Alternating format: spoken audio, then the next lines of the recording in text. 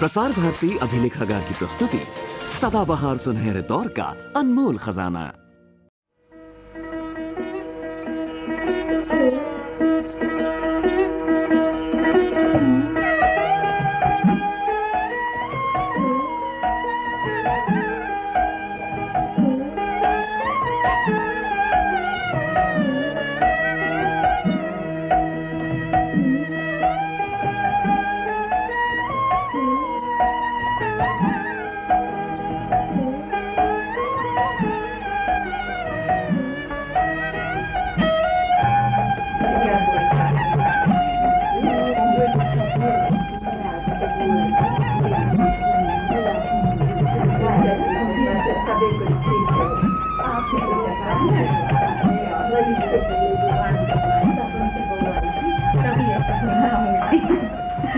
ये क्या काम होता है? और नहीं तो और ही पारू ये ले तो। पर भाई एक बात मैं तो मान गई, इतनी घमंडी औरत। अब तुम ही बताओ, क्या वो एक मिनट के लिए भी नहीं आ सकती थी? और वो भी अपने पट्टीदारों के यहाँ। राम राम, कोई दूर का रिश्ता तक नहीं। बुआ जी, घमंड किस बात का? बस ऐठन है ऐठन, और क्या। दाने दाने को मोहताज हो रही है, लेकिन यहाँ आना उससे भारी पड़ रहा है। अरे एक पेड़ की दो डाले हैं, दोनों जात भाई। पर इसका कोई क्या करे कि एक को भगवान ने सब कुछ दे रखा है और दूसरे को दाने दाने को मोहताज। अरे ठनठना मत, पर वो इसे माने तब ना। उसका तो दिमाग ही नहीं मिलता। चलो रोज रोज ना आओ, मैंने मान लिया, पर शादी ब्याह के मौके पर कोई कसम है क्या? अरे सारा गांव आया, सबने जी भर कर दिखा। अगर नहीं आई तो पिपिन की बहू। अरे घंटे आध घंटे को आ भी जाती तो क्या चोट लग जाती। चलो नहीं आई अपने ठेंगे से हमारा भगवान ने भी सुन ली। क्या? विपिन की बहू के मुंह पे काली लग गई। अच्छा? रूप में, गुण में, विद्या बुद्धि में, हर बात में गलचूट हो गया उसका। अरे हमारी बहू का क्या मुकाबला करेगी? तो है, इसमें तो कोई शक नहीं है। सच तो है। ओ, आगे से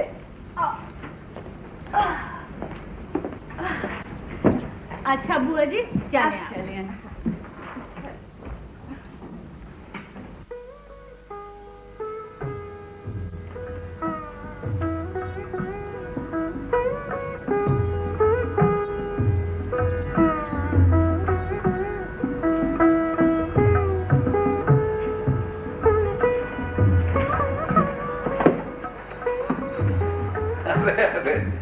लेट ही रहो।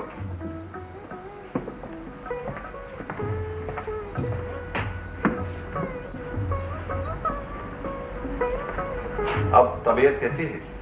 ठीक है। वैद्य जी आए थे? जी। ठीक हो जाएगी तबीयत। शादी ब्याह वाला घर ठहरा, वैसे भी भीड़ भाड़ में तबीयत बिगड़ ही जाती है। और फिर तुम ठहरी शहर की, भला गांव गिराव में मन कैसे लगेगा? नहीं, ऐसी तो कोई बात नहीं। यहाँ मुझे पूरा आराम है, मेरा मन लग रहा है। क्यों नहीं? आखिर तो ये शिवचरण चौधरी की जिम्मेदारी है, कोई मामूली आदमी की नहीं। लाटू चौधरी के बेटे शिवचरण चौधरी की बहू रानी हो तुम।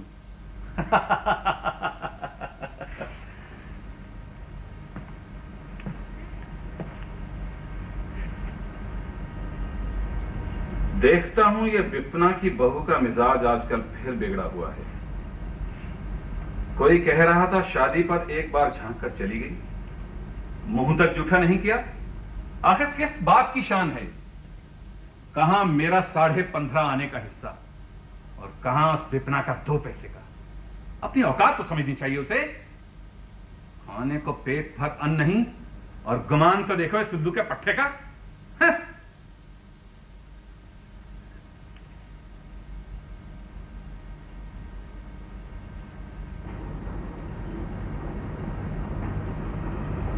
लेकिन अब सारा गुमान धरा रह जाएगा। बहुत खूबसूरत समझती थी अपने आप को।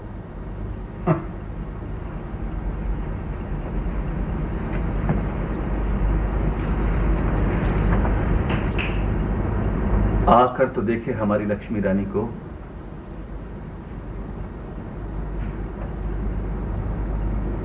इसकी चकाचौंध में अंधी ना हो जाए तो।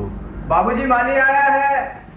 अब आया है लुका पट्टा, सारा काम बिगाड़ कर रख दिया।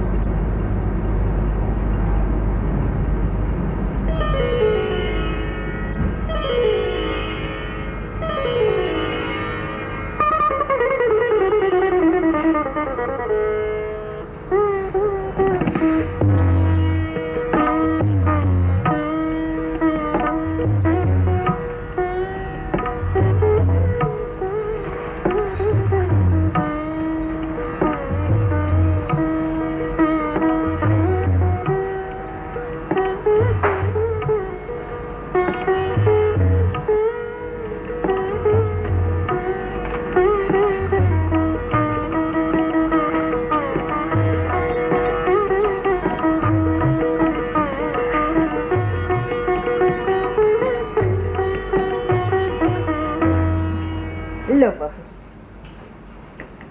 मैं जरा छत पर हुआ, देख लूं कि कपड़े ठीक से फैले हैं कि नहीं। और तुम आराम कर लो आप।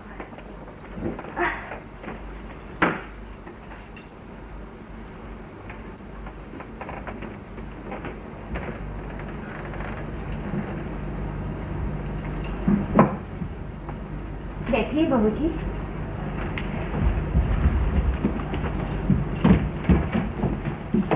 बहू जी मंजी बहू आ रही है। कौन? विपिन की बहू आ रही है? हाँ दीदी, वही आ रही है। जा बुला ला यहीं। ये अच्छा। अनिमा चल पान ला। मंजी बहू आप अंदर चली जाइए। अच्छा।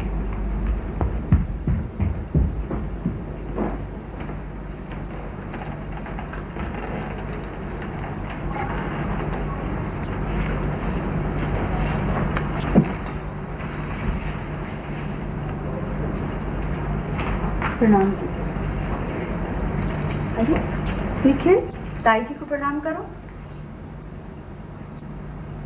ताई जी प्रणाम। जीते रहो, बड़े हो। सुना आते ही आप बीमार पड़ गई। धन्य भाग जो बीमार पड़ी। ना मैं बीमार पड़ती, ना आप मुझे देखने आती। नहीं, मैं आने ही वाली थी। बात यह है कि अकेली औरत ठहरी, कहीं आना जाना हो ही नहीं पाता। घर में 50 काम निकल आते हैं ना। अरे ऊपर बैठो ना।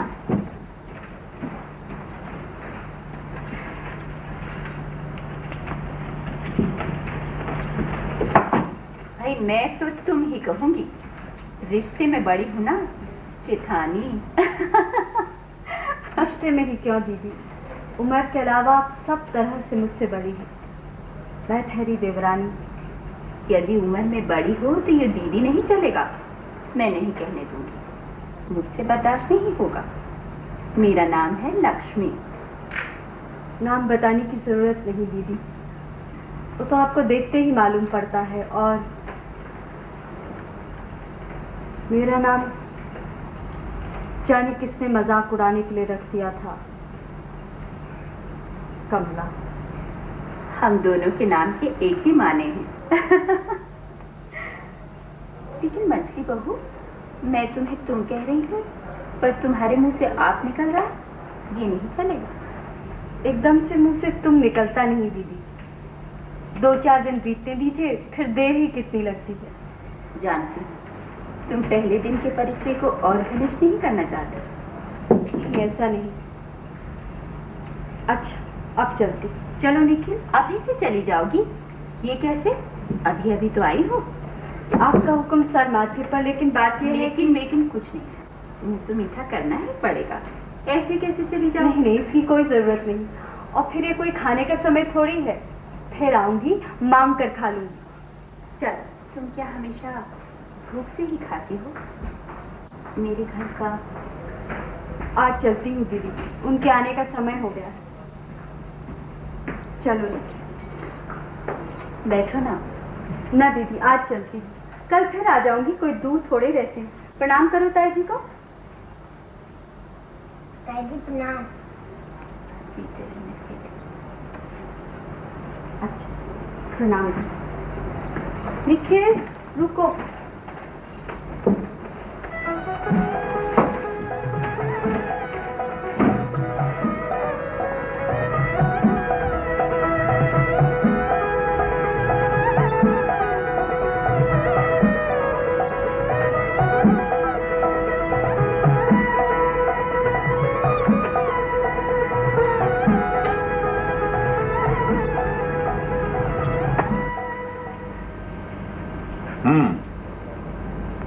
क्या करती रही दिन भर?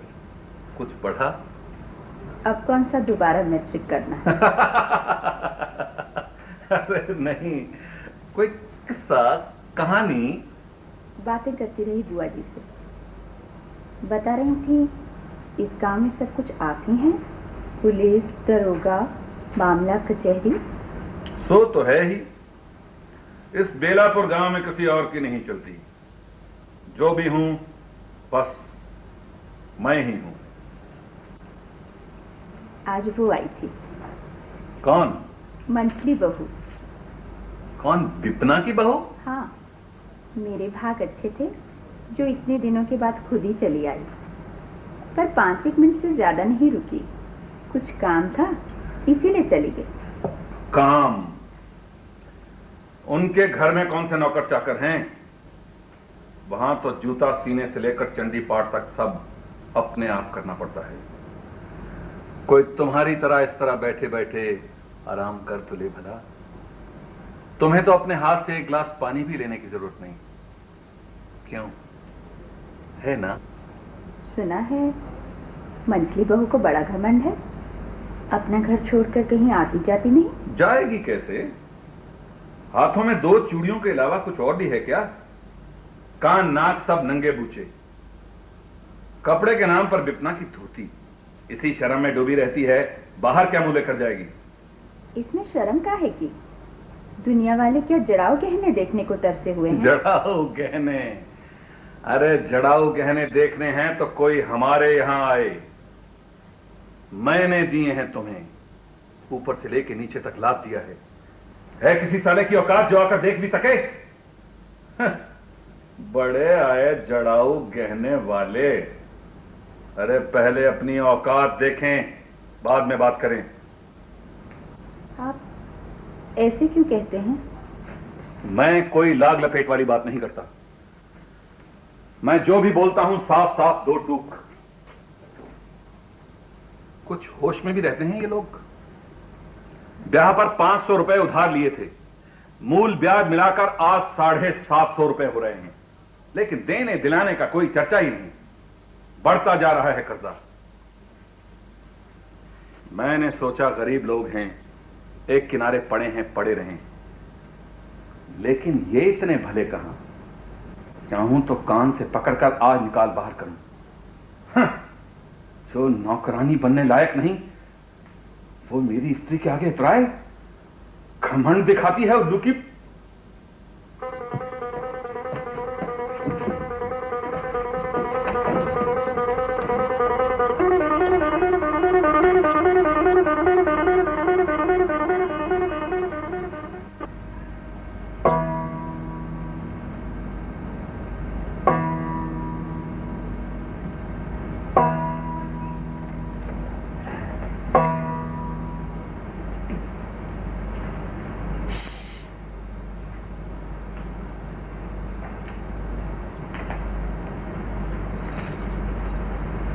मंसली बहू। हाँ दीदी, चली जा रही हो? मैंने सोचा कि आप सो रही हैं, सो लौटी जा रही थी। जा तू खेल जाके। अच्छा।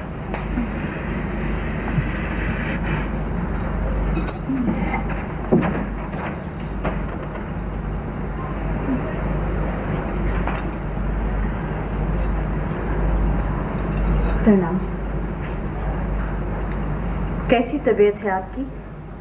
आज तो अच्छी है। तुम लल्ला को नहीं लाई? आज वो अचानक सो गया।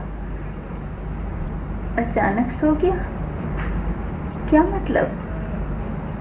दिन में मैं उसे सोने नहीं देती, कहीं आदत खराब ना हो जाए। धूप में भागता फिरता होगा।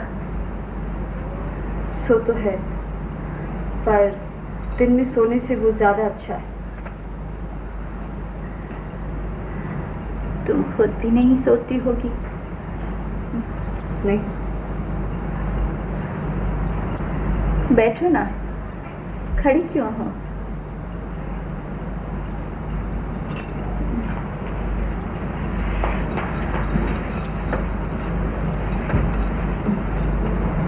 मेरी तो बचपन से ही आदत है, दोपहर में थोड़ी देर जरूर सो लेती हूँ। माँ की भी यही आदत थी, घर का काम काज करके सबको खिला पिलाकर घड़ी आध घड़ी जरूर सो लेती थी। पर बाबा तो दफ्तर जाते थे, उन्हें भला दोपहर में आराम कहा। वो तो शाम को ही घर लौटते और आकर खाना खाते ही हुक्का गुड़गुड़ाते। थोड़ी देर बाद उनके खराटे ही सुनाई देते थे। पर हमें तो खाने के बाद भी पढ़ना पड़ता था, क्योंकि मैट्रिक की पढ़ाई कोई छोटी मोटी नहीं। बाप रे, 10 किताबें थी कोर्स में। गणित करते करते तो रात ही बीत जाती थी। पर चक्रवर्ती ब्याज के सवाल थे कि लगते ही नहीं थे। वो राधा थी ना हमारे पड़ोस में, वो तो गणित के नाम से ही कांपती थी। 2 क्लास आगे थी मुझसे। फेल होते होते मेरे साथ आ गई और मेरे साथ भी पास नहीं हुई। हार कर उसके बाबा ने बिना मैट्रिक कराए ही उसका ब्याह कर दिया। जमाई बाबू बिल्कुल अच्छे नहीं थे, कोयले से काले और गाल पिचके पिचके गाल।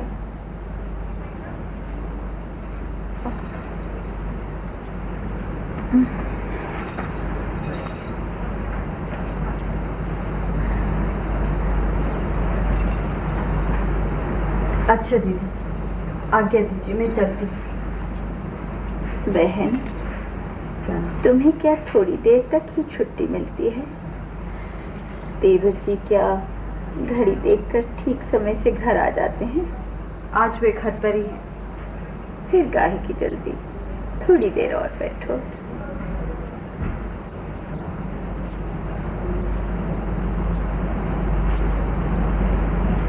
दीदी, आपने इतना पढ़ा लिखा है, इतना गुण ढंग पाया है। मैं ठहरी गांव गिराऊं की। तुम्हारा मैका क्या गांव में है? हाँ, एकदम देहात में, निपट गांव में। अभी तो गवार। इसीलिए कल की बातचीत में कुछ और कहना चाहती थी और कुछ और ही कह गई। पर मुझसे कसम ले लीजिए दीदी, जो आपकी बेइज्जती करने की मेरी जरा सी भी मंशा हो। मछली बहू, ऐसा क्यों कह रही हो? तुमने तो कल ऐसा कुछ नहीं कहा था।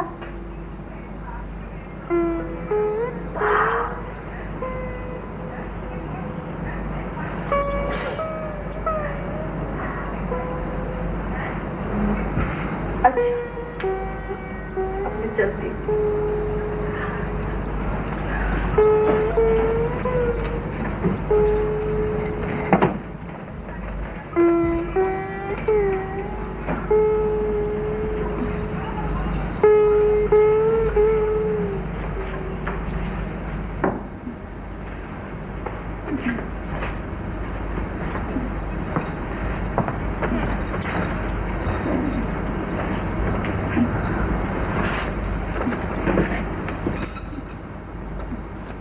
कैसी तबीयत है बड़ी बहू? अच्छी है, आगे से काफी ठीक है। आज सुबह की बात पता चली? कौन सी बात? अरे वही विपना की बहू की बात, घमंडी का सिर नीचा। क्यों, क्या हुआ? बच्चू को बुलाकर सबके सामने इतना झाड़ा कि जन्म भर ना भूलेगा।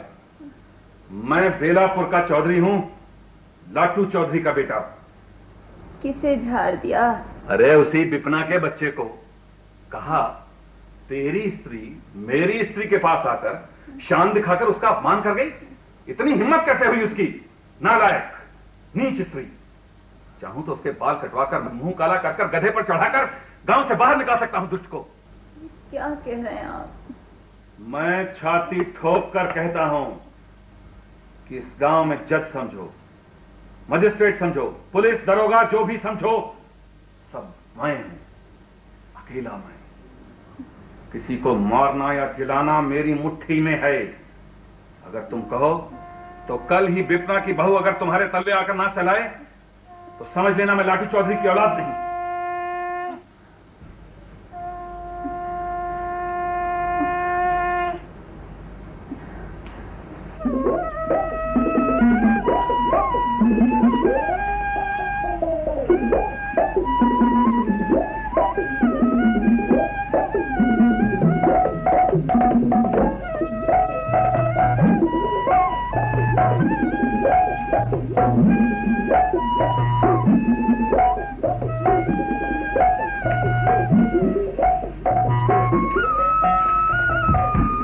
मामा ताजी आई है।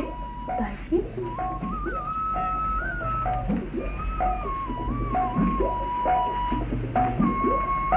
अरे दीदी आप। प्रणाम, आइए ना।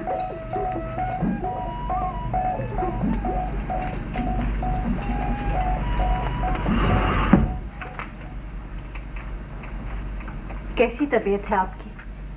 तुम्हें इससे क्या? आज 4 महीने हो गए, मैं मरते मरते बची।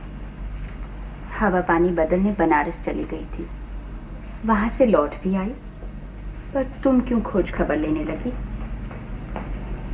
ठीक हो गई हूं, पर यह भी तो हो सकता था कि वहां से लौट के ही ना आ पाती। रास्ते भर तुम्हारी खिड़की की तरफ देखती हुई गई, पर तुम्हारी परछाई भी ना दिखी। सारे गांव की औरतें आई थी, नहीं आई तो तुम। बीमार बहन चली जा रही थी, जरा मुंह भी ना आया मछली बहू। कैसे पत्थर की बनी हो तुम।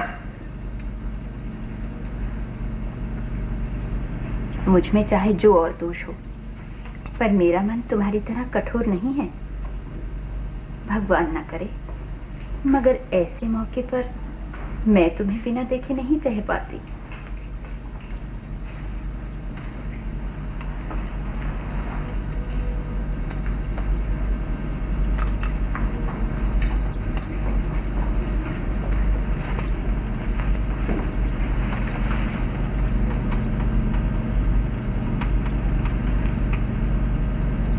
ये तो अच्छी बुनाई डाल रखी है, मुझे सिखा दोगी? इसे सीखने में तो काफी समय लगेगा दीदी। इससे अच्छा है कि आप कोई दूसरी बुनाई सीखें।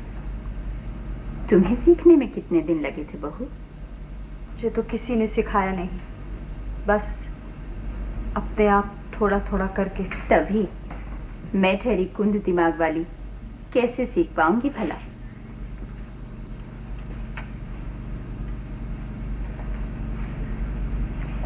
निखिल, हाँ माँ। ताई के लिए जल लाओ। अच्छा माँ। नहीं, कुछ नहीं लूंगी, बल्कि अब चलूंगी।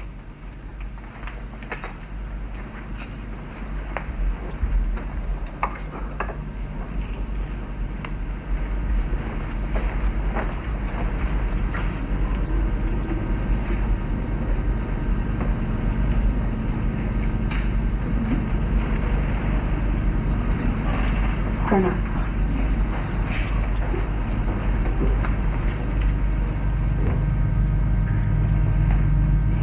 ताजी प्रणाम। जीते रहो।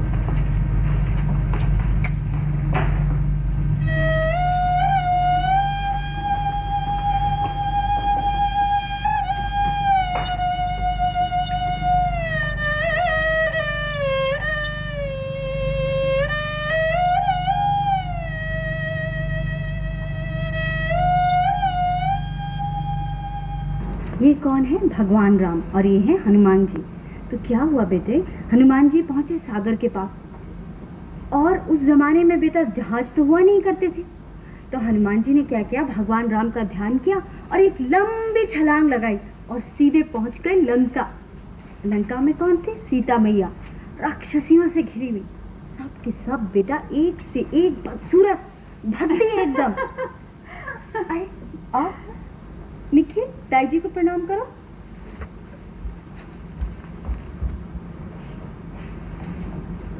दादी प्रणाम। खुश रहो, लंबी उम्र हो। जाओ खेलो बाहर। प्रणाम। आइए ना।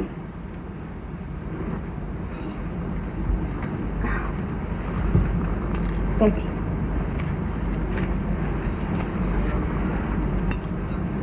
दो तीन दिन आप आई नहीं, तबीयत ठीक नहीं थी क्या? नहीं तो यूं ही 5-6 दिन नहीं आ सकी।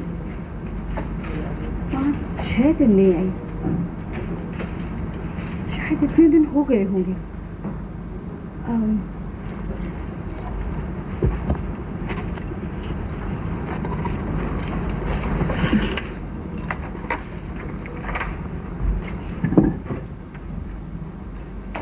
पर आज मैं 2 घंटे ज्यादा रुककर इतने सारे दिन आने की कसर निकाल लूंगी। हाँ।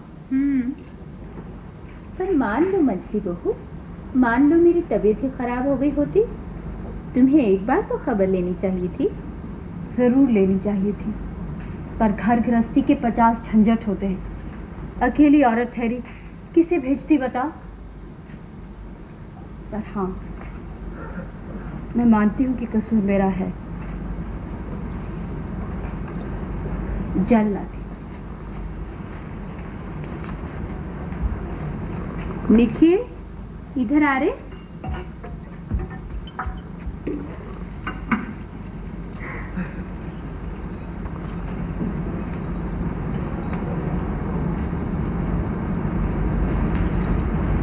जा खेल जाके। आपने जंजीर उसे दे दी क्या? और नहीं तो। आपके देने से ही वो ले लेगा? ताई, एक जंजीर भी नहीं दे सकती क्या? सो मैं नहीं जानती, इतना जानती हूँ कि माँ होने के नाते मैं उसे नहीं लेने दूंगी।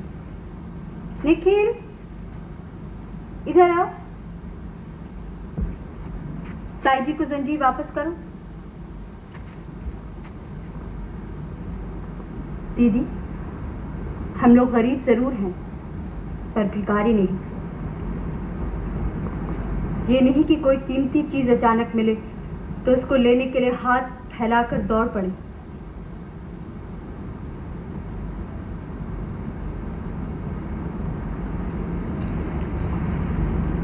लेकिन ये बात तुम्हारे जेठ के कानों तक पहुंचेगी। उनकी बहुत सी बातें मेरे कानों तक आती हैं। मेरी एक बात उनके कानों तक जाएगी तो उनके कान अपवित्र नहीं हो जाएंगे। अच्छी बात है, मालूम हो जाएगा। खामखा अपमानित करने की जरूरत नहीं थी। मैं भी सजा देना जानती हूँ मछली बहू। सो आपकी नाराजी है। मैंने आपका अपमान नहीं किया, बल्कि सिर्फ आपको अपने पति का अपमान नहीं करने दिया। इतना समझने की शिक्षा आपको मिली है। हाँ, जरूर मिली है।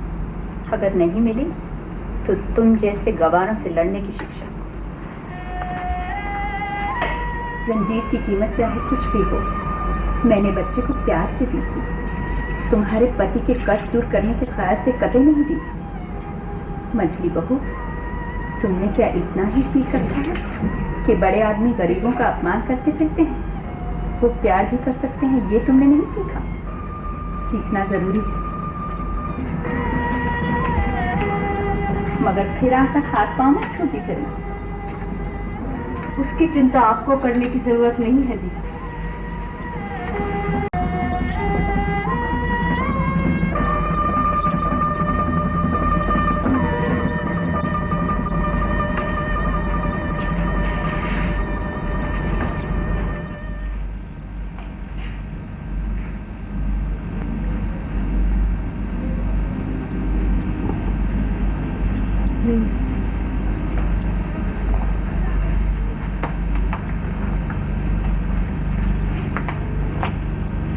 क्या हुआ?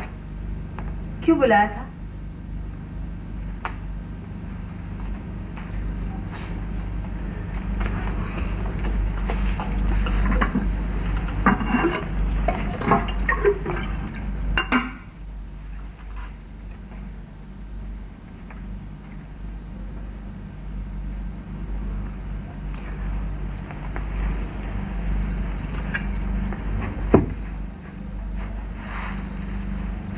झूठ की भी हद होती है। बड़े भैया यदि इस तरह से सच्चाई से एकदम से पल्ला झाड़ लेंगे तो फिर न्याय अन्याय का कोई हिसाब नहीं रह जाएगा। क्या कहते हैं? कहते हैं कि मैं अपने मवेशियों को यहां से हटा लूं। फिर कहां ले जाएं? उन्हें इस बात से क्या मतलब? उनका कहना है कि ये जमीन उनकी है। बाप दादों के जमाने से ढोर डंगर यही बनते आए हैं, उनके कहने से जमीन उनकी हो गई? उनका कहना तो ब्रह्मा की लकीर है। जो कह दिया सो कह दिया। ऐसे कैसे मान लूं? सरकार का राज है, जेठ जी का नहीं। कहीं तो न्याय अन्याय का, झूठ सच का हिसाब किताब है। कोई लूट मची है क्या? कहीं तो इसकी सुनवाई होगी ही। सुनवाई है, जरूर है, लेकिन हम जैसे गरीबों के लिए नहीं है। पुलिस, हाकिम, कानून सभी कुछ तो है, लेकिन ये सब कुछ उन पैसे वालों के लिए है। हम न्याय के लिए कहां से लड़ेंगे?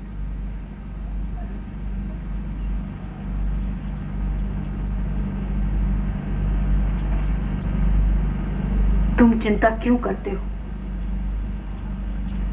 हम आखिरी दरवाजे तक जाएंगे, चाहे कितना खर्च हो जाए।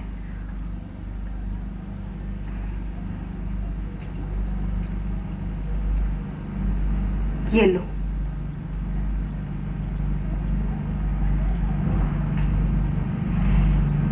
लो।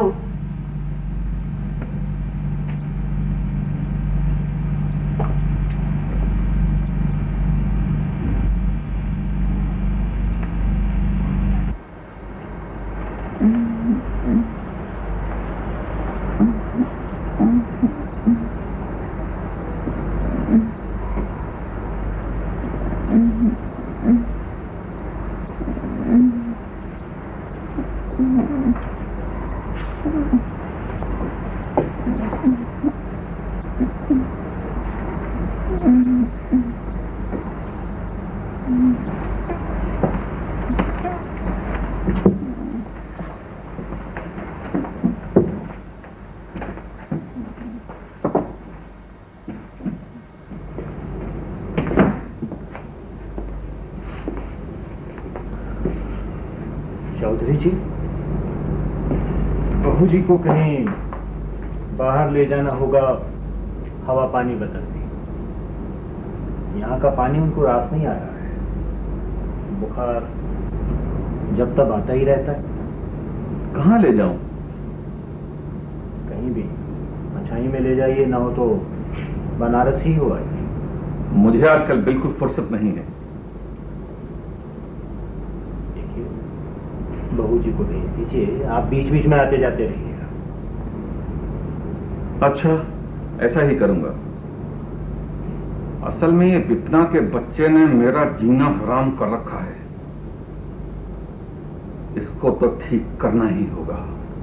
चौधरी जी, बहू जी की तबीयत खराब है, हो सकता है इन्हें ठीक होने में साल 6 महीने लग जाएं। इन्हें बाहर भेज ही दीजिए आप। इसमें लापरवाही नहीं होनी चाहिए चौधरी जी। अच्छा।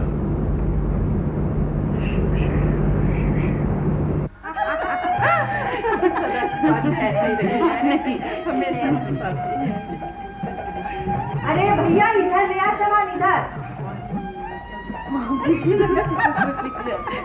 अरे जरा संभाल के बेटा, नीचे का एकदम नीचे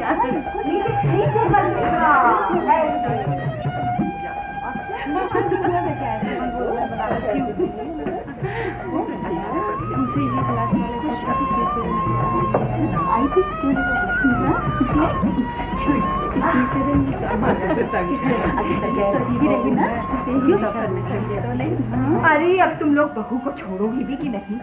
बेचारी थकी हारी आई है, अब उसे आराम करने दो।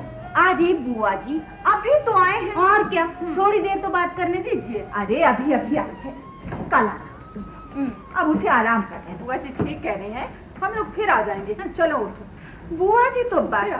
अरे कल आ जाना। चलो अच्छा अच्छा भाई चलो। खुश रहा करो, अच्छी लगती हो, ये अपना कुछ भी नहीं बोलते। अच्छा बाबू, फिर आएंगे।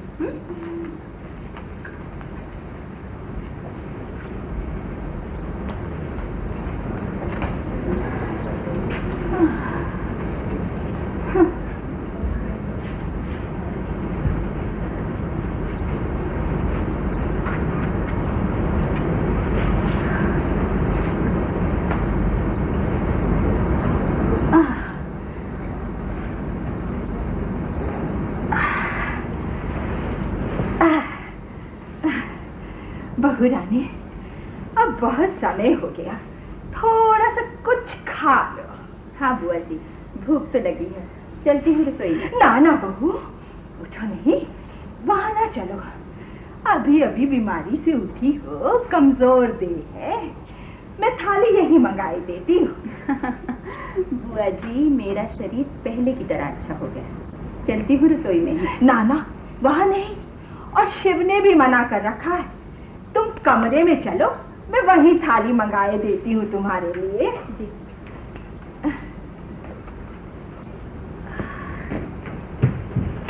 अनिमा, ओ अनिमा, कहीं जाकर सुनती ही नहीं है।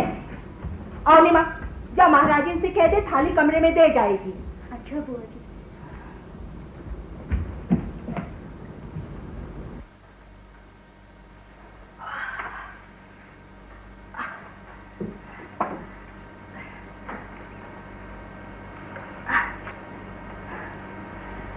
अच्छा बहू रानी, तुम भी यहीं बैठ जाओ। जी बैठो।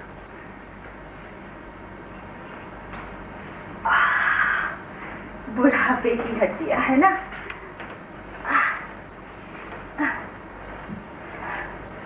लो, खाना आ गया तुम्हारा।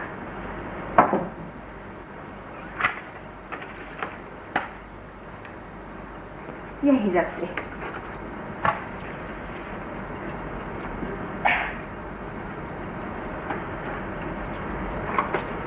शुरू करो बहू रानी।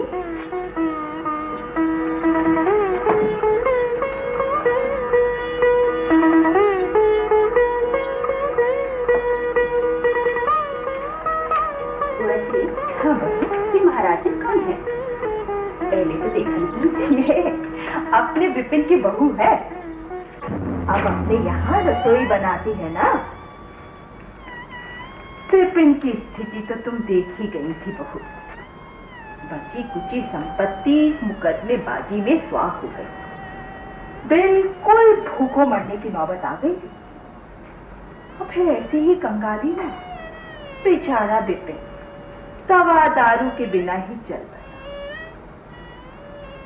जब हम लोगों ने देखा कि अब मर्द तो रह नहीं गया, अब मकान भी न रहा, तो माँ बेटे कहाँ जाएंगे, तब हमने उसे समझाया कि मेहनत मजूरी में क्या बुराई है, घर की घर में नौकरी कर ले, मकान पर जो कर्जा ले रखा है वो भी चुकता होता जाएगा और घर की इज्जत भी घर में ही रह जाएगी।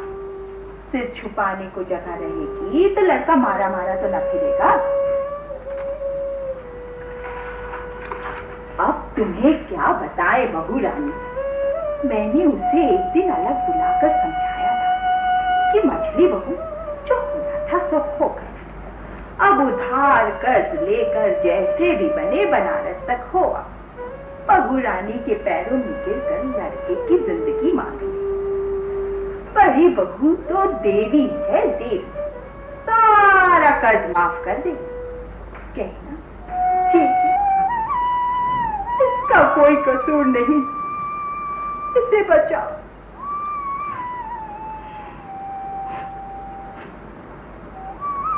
मगर वो बंदी तक से मस्त न हुई, सिर नीचा किए मुंह सिले बैठी बिसूरती रही। हाँ ना कुछ भी जवाब न दिया। अरे बहू रानी, तुमने तो एक दाना भी नहीं खाया। विपिन की बहू, ओ विपना की बहू,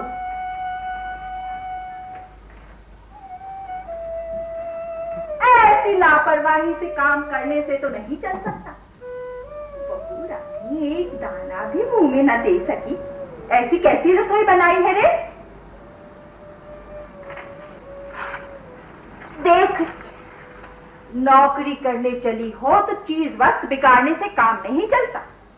बेटी और 5 जनी जैसा करती हैं, तुम्हें भी वैसा ही करना चाहिए।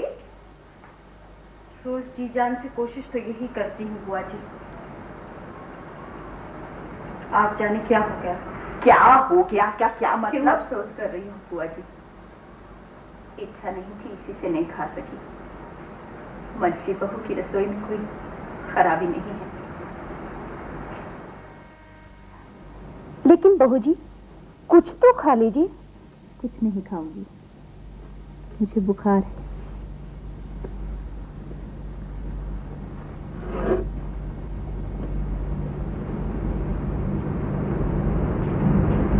अब तो बहू रानी बिल्कुल ठीक हो गई है वैद जी, बस थोड़ी सी कमजोरी बाकी है। बुआ जी, अब बहू जी कह रही है मैं कुछ भी नहीं खाऊंगी। कह रही है कि मुझे बुखार है। बुखार? हाँ। अच्छा तू जा, मैं अभी देखती हूँ। वैद जी, वो बुखार कह रही है, अब देख के ही जाइएगा।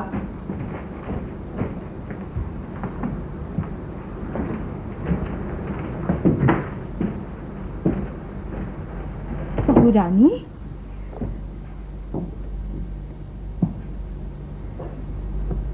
बहू रानी, बुखार तो नहीं लग रहा, फिर तुम खाओगे क्यों नहीं? बुखार है मुझे, कुछ नहीं खाऊंगी। बहू रानी, तबीयत को क्या कर लिया? आप तो जानते हैं आपकी दवा से मुझे कुछ फायदा नहीं होता। आप जाइए, मुझे अकेले छोड़ दीजिए।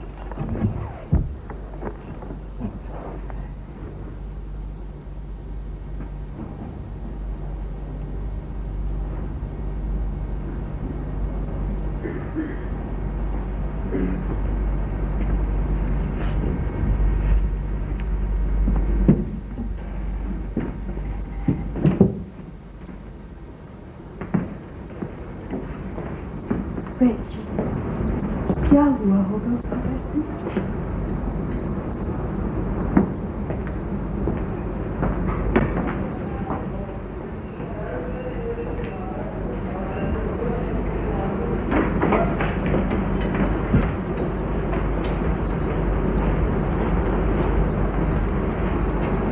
मछली जी, बुआ जी इधर तो आ जरा।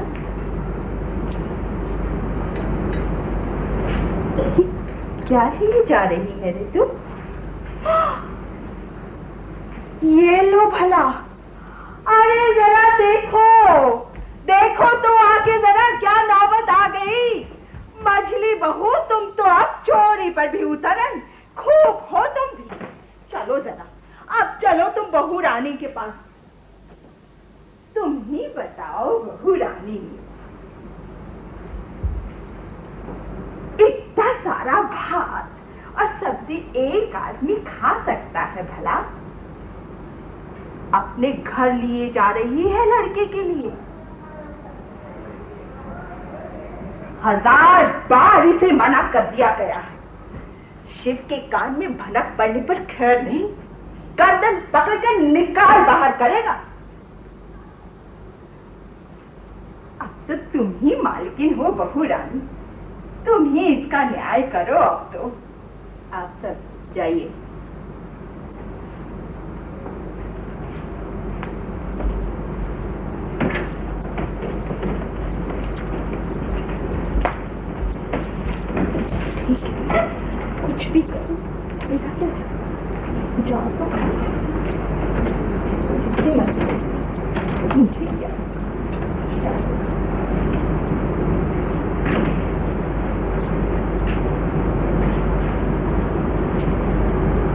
बहू, मैं तुम्हारी जीजी हूँ।